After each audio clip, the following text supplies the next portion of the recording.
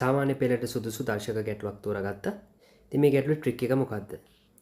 පළවෙනි පදේ වලට පේනවා 3 ඍණ 5ක් තියෙනවා. දෙවෙනියට පේන්න ඕන 3 ඍණ 3ක් තියෙනවා.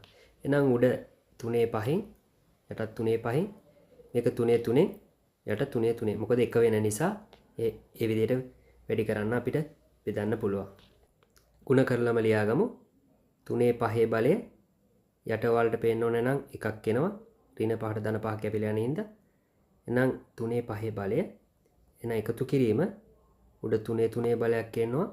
යට 1 ධන 3 3 බලය. එහෙනම් ඊටු දෙකත් අපි ලියාගමු. මුලින්ම එනම් මේ දෙන්න එකට එකතු කරලා ලියන්න පුළුවන්. පොදු හරය ගන්න පුළුවන් 1 ධන 3 5 බලය. උඩත් හැදෙන්නේ 1 ධන 3 5 බලය. දෙවෙනුව මේ දෙන්න එකතු කරාම එනවා. යටින් එනවා 3 3 බලය. එහෙනම් උඩත් එන 1 ධන 3 3 බලය. සුළු කරාම 1 එනවා. සුළු කරාම 1 එනවා. 1 ධන 1 ගැටලුවේ විසඳුම 2යි කියලා එනවා.